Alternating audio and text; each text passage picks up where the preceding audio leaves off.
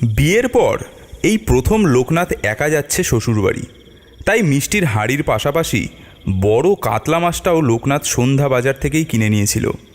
তারপর সেসব নিয়ে ট্রেনে চড়তে খুব একটা বেগ পেতে হয়নি। লোকনাথের শ্বশুরবাড়ি যেদিকে, সেদিকে সন্ধ্যের পর ট্রেনে ভিড় কমই থাকে।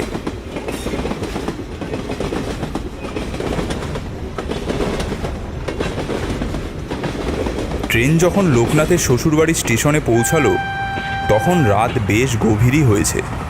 স্টেশন চত্বর তখন বেশ ফাঁকাই হয়ে গেছে। স্টেশন থেকে বাইরে বেরিয়ে ঠিক সামনেই রিক্সা স্ট্যান্ড। দুটো সাইকেল রিক্সাও দাঁড়িয়ে থাকতে দেখা যাচ্ছে রিক্সা স্ট্যান্ডে। যদিও এখন সামনের রাস্তা প্রায় জনবিরল। স্টেশন থেকে লোকনাথের শ্বশুরবাড়ির রাস্তা নেহাত কম নয়।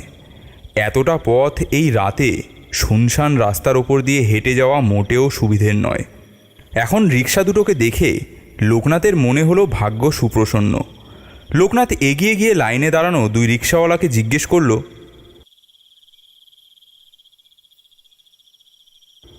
কে যাবে ভাই? কোথায় যাবেন? মণ্ডলপাড়া যাব, ওই বড় বটতলার কাছে। ওরে বাস, ওদিকে যেতে গেলে তো জুরান দিঘি বেরোতে হবে।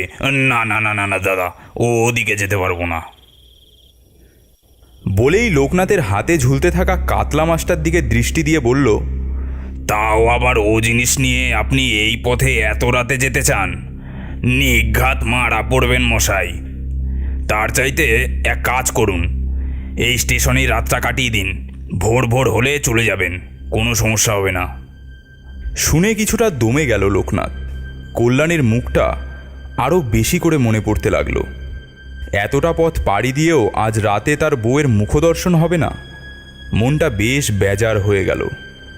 লাইনে 2 নম্বরে থাকা রিক্সাওয়ালা হঠাৎই বলে উঠল, আপনি যদি যেতেই চান তবে আমি নিয়ে যেতে পারি, তবে জুরান দিঘি পেরোতে পারবো না।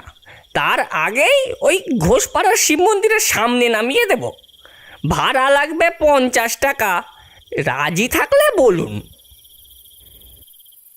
জুরান দিঘি থেকে তার শ্বশুরবাড়ি সামান্যই পথ। দিঘির পাশের রাস্তা ধরে কিছুটা হেঁটে গেলেই বাদিকে মণ্ডলপাড়ার রাস্তা। ওখান থেকে বড় জোর 2 মিনিট। তবে দিনে যে ভাড়া 20 টাকার বেশি নয়, এই বেটা এই রাতে সুযোগ বুঝে 50 টাকা চাইছে। কুছ পরোয়া নাহি, 50 টাকাই সই। রাতের মধ্যেই বউয়ের কাছে তো পৌঁছানো যাবে। লোকনাথ আর দ্বিমত করল না, রাজি হয়ে রিকশায় চড়ে বসল। রিক্সাওয়ালাও প্যাডেলে চাপ দিয়ে রিক্সা চালিয়ে দিল।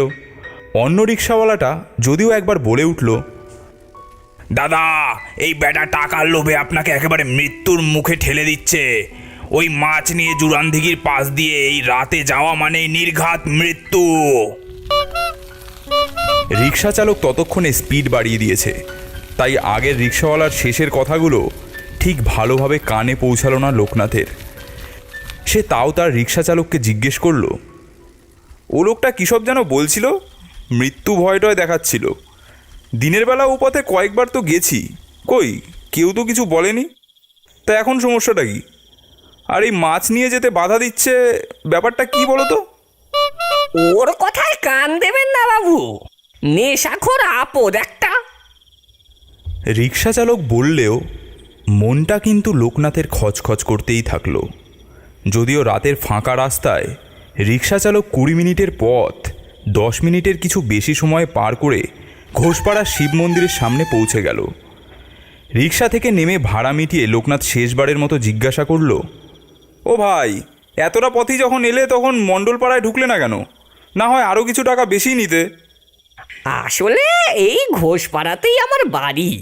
এখন বাড়ি ফিরবো, তাই আর ওদিকে গেলাম না। তা আপনি মণ্ডলপাড়ায় কার বাড়িতে যাবেন? প্রশান্ত মণ্ডলের বাড়ি যাব। তিনি আমার শ্বশুরমশাই হন। প্রশান্ত বাবু খুব ভালো মানুষ। একবার আমার মায়ের একটা অপারেশনের সময় বেশ কিছু টাকা দিয়ে সাহায্য করেছিলেন। তা আপনি যখন তার জামাই, আপনি আর দেরি করেন না, তাড়াতাড়ি জুরান দিঘিটা পেরিয়ে যান দেখি। ঈশ্বর আপনাকে রক্ষা করুক। বলেই আর না দাঁড়িয়ে রিকশাওয়ালা যে পথে এসেছিল সে পথে ফিরে গেল।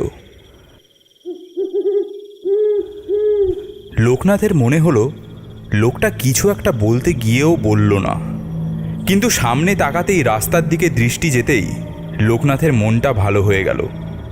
আর তো সামান্য কয়েক মিনিটের ব্যাপার, তারপরেই সে কল্যাণীর চাঁদপানা মুখখানা দেখতে পাবে। এই ভেবে বাকি সব সন্দেহ ঝেড়ে ফেলে সামনের রাস্তায় পা বাড়ালো লোকনাথ।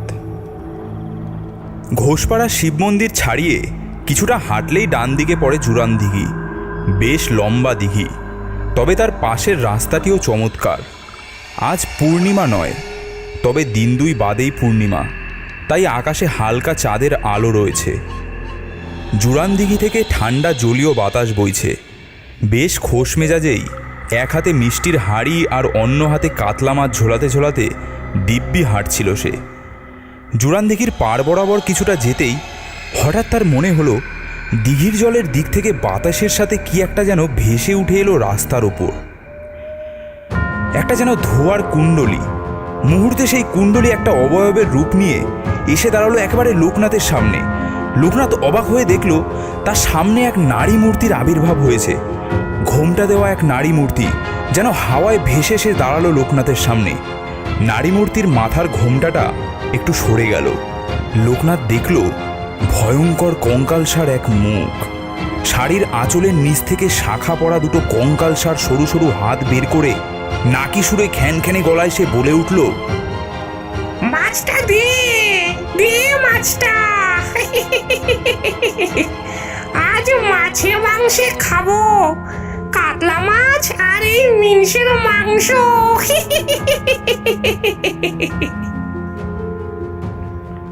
কঙ্কালসার মুখের জ্বলন্ত চোখ আর ওই পৈশাচিক হাসিতে যেন দম বন্ধ হয়ে আসতে চাইল লোকনাথের।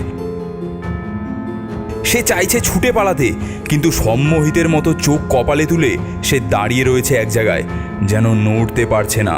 সরু সরু শাখা পড়া হাতগুলো লম্বা হয়ে এগিয়ে এলো লোকনাথের গলা লক্ষ্য করে। ঠিক সেই সময় পিছন থেকে কে যেন চিৎকার করে বলে উঠল, মাছটা ফেলে দিন, মাছটা দিঘির জলের দিকে ছুড়ে দিন। কার গলা এসব বিচার করার সময় নেই আর। লোকনাথ নিজের গায়ের সর্বশক্তি জড়ো করে হাতের মাছটা ছুঁড়ে ফেলে দিল জুরান দিঘির জলের দিকে। মাছটা ছলাৎ শব্দ করে পড়ল পুকুরের একদম মাঝখানে।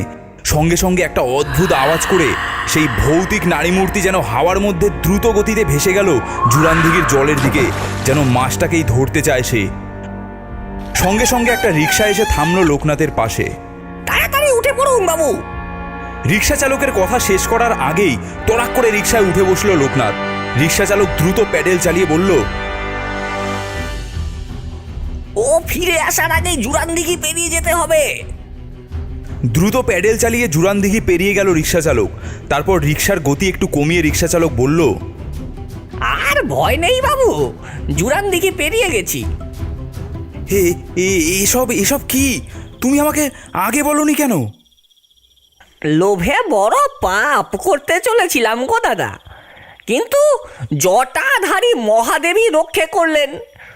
ওই শিব মন্দিরের পাশ দিয়ে রিক্সা ঘোরানোর সময় মনে হলো মন্দিরের ঘন্টাটা যেন নিজের থেকেই বেজে উঠল। সঙ্গে সঙ্গে আমার মনে হলো যে প্রশান্তবাবু বিপদের দিনে আমাকে সাহায্য করেছিলেন।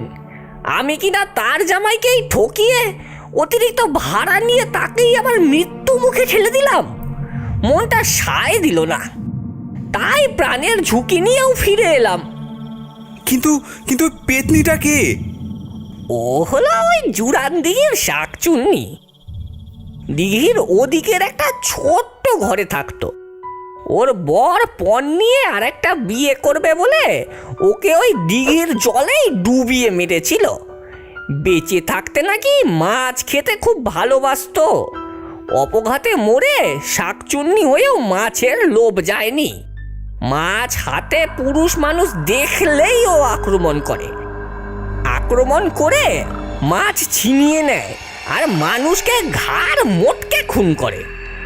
ওর বরই ছিল প্রথম লোক যে ওর হাতে এইভাবে মরেছিল, কিন্তু তাতে ওর রাগ যায়নি বাবু। তবে মাছের দিকে লোভটাই বেশি, তাই আপনি মাছ দিঘির জলে ছুঁড়ে দিতেই ওই শাকচুন্নি আগে ওই মাছের দিকে গেল, আর সেই ফাঁকে আপনাকে বের করে আনতে পেরেছি। ওই যে আপনার শ্বশুর বাড়ির গেট দেখা যাচ্ছে। এর জন্য আমাকে ভাড়া দিতে হবে না, শুধু আপনার শ্বশুর মশাই মানে প্রশান্তবাবুকে একটু অনুরোধ করবেন যেন এই রিক্সা সহ আজ রাতের জন্য এই বাড়িতে একটু ঠাঁই দেন। ওই জুরান দিঘির পাশ দিয়ে এই রাত্রে রিক্সা চালিয়ে আর আমি ফিরতে পারবো না। ভোরের আলো ফুটলেই আমি বের হয়ে যাব। নিশ্চয়ই নিশ্চয়ই, এ আর এমন কি।